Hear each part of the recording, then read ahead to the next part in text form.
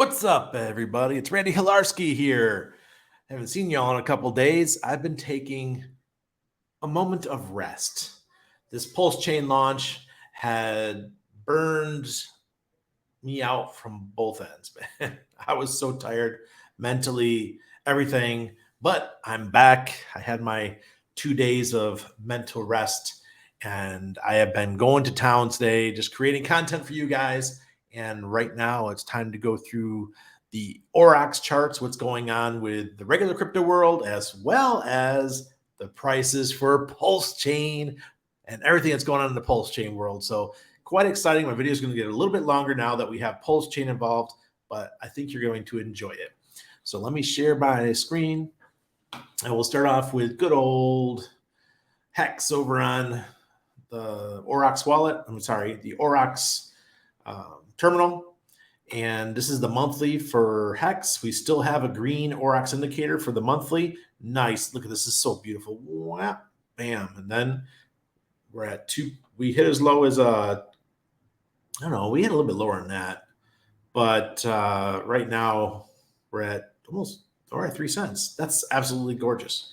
Seriously, way to go, Hex. After doing what the traditional world will call a stock split, we got now Hex on Ethereum and we have Hex on Pulse Chain, and they're both pretty close in price. Well, we got 3 cents here. We'll get to Pulse Chain in a little bit. Let's look at the weekly chart.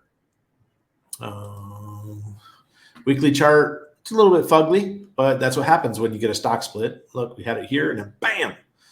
And now getting a little bit of stabilization. And I imagine over time, Hex is going to go right back up on Ethereum. Hex on Ethereum is the Ferrari of Hex. And I think that the Hex on Pulse Chain is more like a Chevy Corvette. Easier to maintain, cheaper running costs, stuff like that. And but the Ferrari is still going to be liked. Everybody wants it. Not everybody can afford it.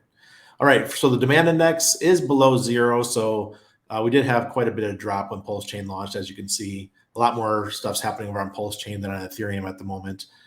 We did have a little bit of fear in the market, but really, what was that based on? Pulse Chain launched, that's all. And let's go to the daily. On the daily, we have green Aurox indicator, 4 days now. The green moving average went above the red. Demand index is still below 0, but look at this. The BGMC, we have crossed back above the midline. So maybe we're going to see some nice movement in EHEX pretty soon. Let's go to Bitcoin. Well, I told you guys that don't mind the double Aurox indicators here. That's because I added the BGMC. If I get rid of it here, boop, you'll see it. Look, there you go. It looks better. So I've got 6 months of a green Aurox indicator here. I have said for a while, I think this was the suckers rally, the last rally before we get the capitulation phase in crypto. I think we're going down. And right now we're below 27,000. We're at 26,856. And we'll probably drop off from here. Next stop, 24. In my humble opinion, sure, we can go up, but that'll be going against the Aurox indicators, right? But that's just my opinion because I look at the real world and what's going on outside, and it just looks fugly. And look at this, 5 weeks in a row, red Aurox indicator. The demand index is still doing good. We have a little bit of greed in the markets. Let's look at the daily to get the BGMC here. No, we're above the green, so maybe I'm wrong. Maybe the Bitcoin rally continues all the way into July, and then we dump. I don't know, but it doesn't really matter because I'm 95% in Pulse Chain, and we're having our own little bull market. Here's Ethereum. We're staying right at 1,800. 1,800 has been pretty strong for Ethereum. And as far as the monthly, we're 5 months in with a green Aurox indicator. Demand index looks good. The moving averages look good. Green's over red. And weekly, we got still 4 weeks of the red Aurox indicator. Okay. The demand is falling a little bit. And let's go to the daily. Daily looks good. Amazing. Ethereum's looking better than Bitcoin at this current time. Okay. We'll look at Hedron, but this is Hedron and Ethereum, so I think it's going to really suffer. We see on the weekly here, it just got slaughtered, which is to be expected. Look at the DI. This is actually, I would consider this is the buying opportunity. If you want to get some Hedron cheap, 1 billion Hedron will cost you $766. This might be the play right here.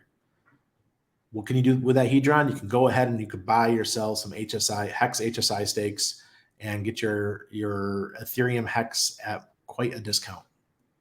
All right, so let's go over to here and let me show you the plsburn.com if it'll show up. There we go. And look at the bridge, 92.4. Uh-oh. Man, I just sent some money over. It might already be here. Amazing. 92.4. Way to go. Richard and team, you guys got it. Bridge has been fixed. Okay. That's good to hear.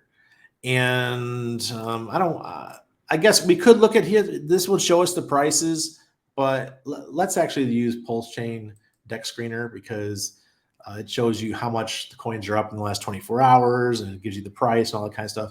This is more traditional here. We got PulseX right now is at 301077. So it is over the sack rate. Congratulations, everyone who sacked for PulseX. You guys have had a wonderful couple days. It is up 41.63% in the last 24 hours. So a lot of that money that's coming across the bridge is going to PulseX, which was kind of unexpected for me because I expected it to go into Pulse. I admit that I was one of those people. Pulse dominated the first week. Now it looks like PulseX is going to dominate the second week. Pulse right now is at 302296, so it's up 130% from the launch. It is up 7% in the last 24 hours. Hex is sitting at 0.025 or 2.5 cents, which is just a bit under the 3 cents we see on Ethereum Hex, and that is down 8% in the last 24 hours. INC token, which is the incentive token for people who are becoming liquidity providers and entering the farming pools, they receive INC, and INC right now is right about $48. It's up 62% in the last 24 hours.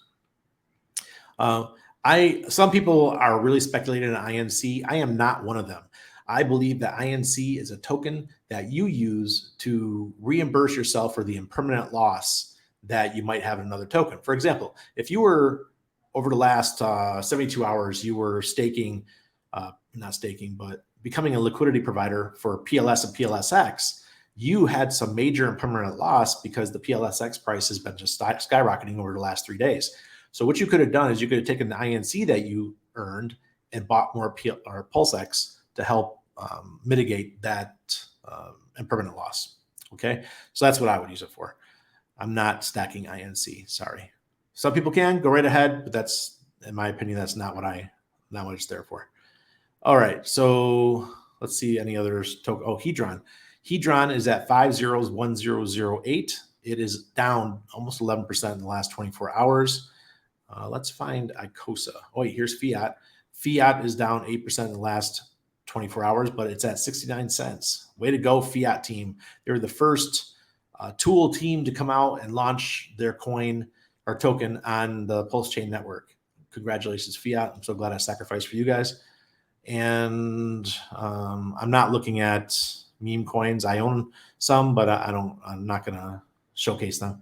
Okay, so ICOSA is at 26 cents. It is up 6.36% in the last 24 hours. ICOSA is going to be one of those tokens that you're going to wish you had in the future. Just letting you know.